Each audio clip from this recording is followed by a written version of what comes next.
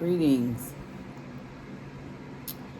How I am recovering from COVID.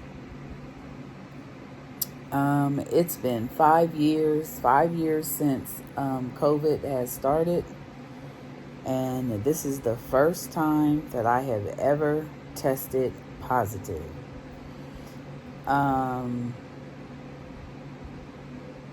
COVID is alive and well, guys. Don't take it for granted that this thing is gone. It's not. This is a struggle. I am, as of today, 2 weeks in to my very first symptom. And it's a roller coaster ride. As you can tell, I am still laying in bed. It is a Sunday morning. And I'm not typically in bed. It's a little after 1 o'clock. It's not even 1 o'clock yet. It's going on 1 o'clock. I have laid here in bed and I've had morning service with my local church online. And my chest feels like it's on fire. This COVID thing is not a joke, okay? And I'm coming before you because I need y'all to know that if you are sick, stay home. If you are sick and you can't stay home, wear a mask. Wear a very strong protective mask. Keep your hands washed and be careful at the distance that you keep to people. I consider myself a very safe individual. I wash my hands a lot. I use hand sanitizer when I'm not easily accessible to water. When I'm not well, I wear a mask. Even if I just have what I think are symptoms of maybe some allergies, if I have a runny nose or I'm sneezing or coughing, I wear a mask because I don't want to make anybody sick. And so I say all that to say to you guys that this is not a joke. Even 5 years in, this is not a joke. Okay, guys? We know that in the height of COVID, many people lost their lives. And we empathize and we pray for people and it concerns us.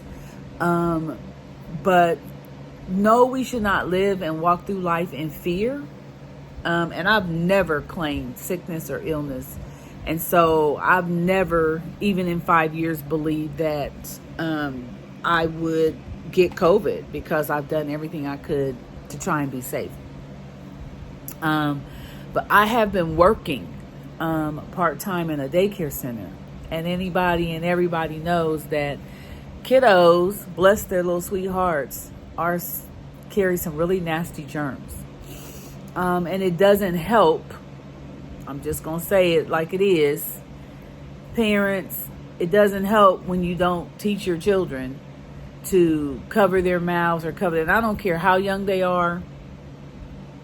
I teach 3-year-olds, and with consistency, they know to cover their mouth. They know to cough in their elbow, and they come and teach me. They come and show me. So I know that they can learn it. But as parents, we have to engage. I am a parent, but I'm a grandparent at this point. I don't have any small children of my own. My babies at the daycare center are my babies. And I teach them what's right. I even tell them and teach them that when they go home, to make sure that they're, not coughing in people's face, that they're, cover your mouths. And they know if they hear a cough, they yell, cover your mouth.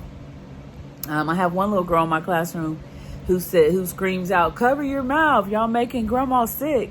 And so I come before y'all because I need y'all to know, parents, come on, parents,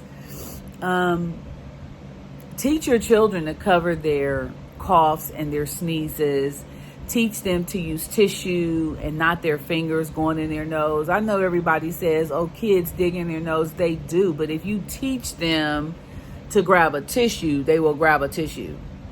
If you teach them to wash their hands when they have coughed in their hands, or they feel like they need to pick in their nose, or even if they pick their nose with a tissue or no tissue, you teach them to wash their hands. Eventually, they will learn it.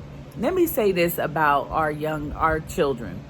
You guys, 0 to 3 years old, 3 years is one of the most informative years that you can teach your children something. Okay? It's not too late after 3, but I'm telling you, they will mimic and be and do what you teach them. Okay? But you got to spend time with them. Do not take it for granted that because they're young, they don't see. The eyes are the window to our souls. Our eyes pick up what our brain, and it feeds our brain. And so our brains begin to react. Teach your children, people, to be clean, to protect themselves, to pick up after themselves. Cover their mouths and their noses when they sneeze. In their elbow, not with their hand. To get a tissue, toilet paper, Kleenex, paper towel. It doesn't matter, to get it when they need to clean their nose. Teach them to understand when their nose is running, and to go and get a tissue and clean it, and to put that in the trash, and then to wash their hands or to ask for hand sanitizer, whatever the case may be. So I'm going to say this. I have been sick. I went back and looked. I have been roller coastering with sickness since February the 9th. 2 weeks ago on Sunday, which I think was, let me give you some exact dates.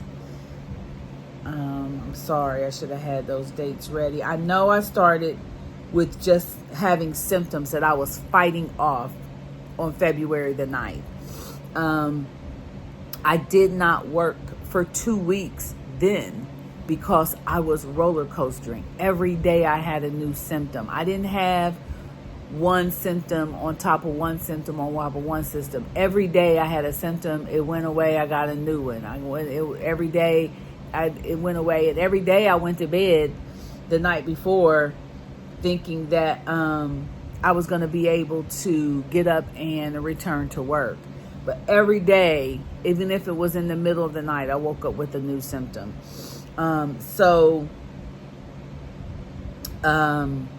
That started initially on February 9th. Now, that same week, my mother was not well. And so I had to set any and everything that I had going on aside because I had to go take care of my mom and my aunt. And she was caring for my aunt who had just had knee surgery at the time. And so even though I wasn't feeling well, like I ended up in the ER with my mom on one of those days. Let me see what day it was. I started not feeling well, I think on the 9th, I started having symptoms, which was a Sunday. I want to say that on Tuesday or Wednesday of that week, my mom texted me and was not feeling well, and I had to get up and take her to, it was Tuesday the 11th, now that I remember, and I had to get up and go see about her, and of course, I took her to the ER because she was not well, unable to walk, her chest hurt, different things like that. And so, and sickness and illness in my town was at an all-time high. So when we got to the ER, it was full, it was stacked, it was something crazy. But I knew my mom was not ill, so they separated us so that we weren't in the room, in the main waiting area where people who were suffering with sickness and illness. Now, mind you, my mother and I were masked up at the time being, and we sat apart from the rest of the crowds, and that was an all-day wait. I got my mom to the ER that morning, probably at about 10 or so, because again, I wasn't feeling well myself that morning. And so I missed her initial phone call when she called me. But the minute I woke up and saw that she called me, however I was feeling was out the window. I jumped up, showered, dressed, and went and got my mom to see about my mom. So nevertheless, that started on, my roller coaster started February 9th. So I did not work my part-time morning work at the daycare center that whole week. I was off for 2 weeks then. I tried to return to work only to continue to struggle myself, because I do struggle with chronic pain because I have a diagnosis of a degenerative spine, which causes me to struggle in my walking. And so I struggled getting back and forth, getting to work. And I think I struggled for weeks after that. I want to say that I was resigning from the job because that's how I felt. I felt like I couldn't perform and I was going to resign. But giving notice, I wanted to give notice. And so on, I want to say the week of March the 10th, I did not work a lot of hours, but I probably did make it into the building every day. And I was on a second round of antibiotics by then, and a round of steroids. I was feeling pretty good that week. Sunday, the 16th, I woke up and felt like a bus had run over me. And I ended up going to bed. I always get up and I go downstairs, and it was Sunday and I was trying to attend service online. I was sitting in my chair and I just struggled in and out to stay awake. I struggled with pain. I was taking medicine, trying to survive, trying to fight off whatever this thing was that I was dealing with. And so I ended up going to bed. My daughter wasn't home at the time. I ended up going to bed early. I know she was away that weekend on spring break for a conference that she had to go to for school. And so I tried to wait up for her to hear about her travels, and I just was not able to do that. So I ended up going to bed early. I was probably back in bed by 5:30 or 6. And again, the hopes was I hadn't worked much, and I knew if me not being at work would cause the company to be short-staffed. And although it is my intent to resign, or was my intent to resign, I know I was trying to give her time to replace me. So nevertheless, I go to bed early thinking that I could get some rest. I'm taking some medicine. I'll be okay by the morning. But let me tell y'all something. I felt like that bus that had run over me, or I felt like had run over me on Sunday morning, I felt like it was backing up and running over me time and time again all through the night. I went to bed. I had chills. I did not have a fever. I had chills though. Every bone in my body ached. Every bone, every joint. I hurt so bad that my teeth hurt. I had never in my life felt that. So I'm thinking maybe I'm catching the flu. But I didn't have any muscular pain. It was bone aching pain. So although I suffer with chronic pain, in my mind, I'm thinking this is not what my back is putting off, because I'm taking my regular back meds and nothing is relieving the pain. So again, I I'm not doing well. And I am just calling on the Lord because I feel like this is not good. Something is wrong. So I make it through the night. And then the first thing in the morning, I call the doctor's office. I text my supervisor to let her know I am ill. I will not make it in. Gotta get to the doctor. I call the doctor's office. A nurse, they connect me with a nurse. And because my symptoms have been roller coastering, I've had symptoms since February the 9th. I did have a telehealth appointment with the doctor on March the 6th on a Thursday. I think it was that Thursday. Yes. So nevertheless, I'm thinking, they said, no, it's time to come in. So they got me in. That was probably about 8:30, 9 o'clock that I am speaking with the doctor's office. I don't have an appointment until maybe 11:45.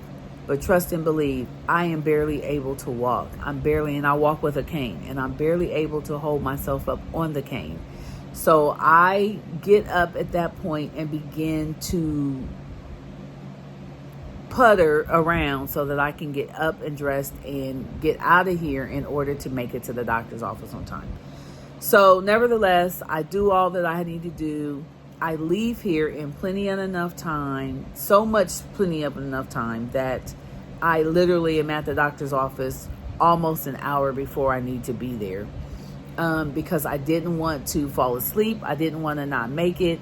But as I was moving around to get dressed, I had to just keep it moving. So I got in my car and I drove myself to the doctor's office, and I sat in the parking lot, laid my seat back, set my alarm, and I tried to doze, but I could not even doze because I was hurting so bad. So nevertheless, after attending the doctor, she is looking at me like something is not right. Now, mind you, she tells me, I can't tell you to quit the job, but she puts me on total restriction, no classroom to kids until after May 1st, if I choose to keep the job. So she says, we're going to do, she said, I don't believe it's bacterial because I had just finished the second round of antibiotics. She didn't want to do another round of steroids, but I was in so much pain. She went on and did a second round of steroids, a bigger dose. And she said, I'm doing an entire viral panel workup. And she did that. And needless to say, about 30 hours later, I got a hit on my chart of the test results. I'm trying to read it. A couple hours later, she hit me back, and the test results were in that I tested positive for COVID. Again, this is 5 years into COVID, guys, because this is 2025. COVID started in 2020. I've never tested positive. And so now I'm down. So now here it is, 2 weeks after my symptoms started. And mind you this, guys, I am an older woman. I am 57 years old. I'll be 58 this year as long as the Lord allows. And this is a hit. My chest doesn't feel the greatest. I tire easily. I realize that sitting still, I like getting out the house for a few hours to do my work with the kiddos.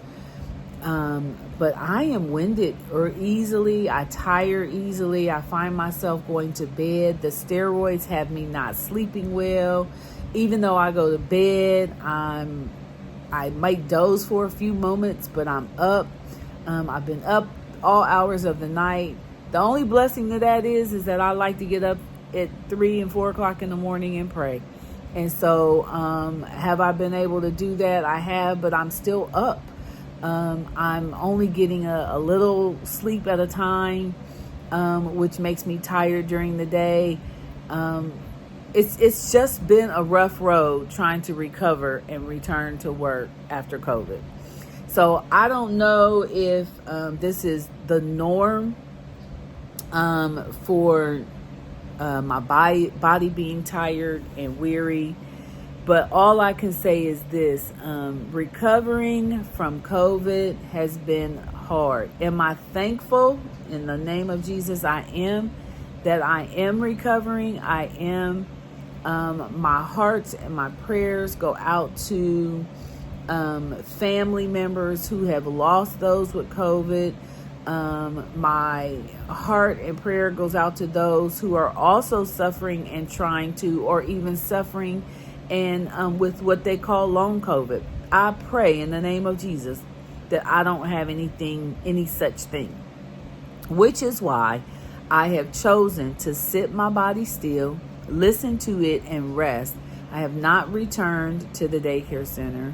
I have not returned, not rushing to return, because what I don't want to do is have a setback. When you have been sick now for, it has been 1, 2, 3, 4, 5, 6. This is now the 7th week that I've been ill with something. I'm not in a rush. I'm not in a rush. I'm not in a rush. And so, guys, like and share this video. Hit the notification bell. I'm going to try to come before you daily so that I can share my journey with recovery from COVID and trying to get back to work, trying to work part-time, and how sometimes working in daycare centers are some hard jobs, and what we need to do as parents and grandparents and caregivers to teach our children how to take care of themselves, so that we can keep them safe. Parents, I need y'all to be on point about watching over your kids, okay?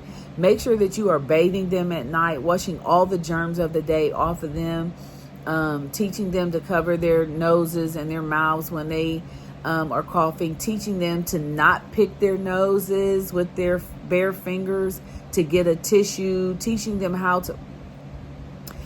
I'll be back. We coming with some more. We're gonna learn how to take care of ourselves and how to take care of our children appropriately, so that we are teaching them how to stay safe, because this COVID thing and flu season, this thing has been really, really bad in my city.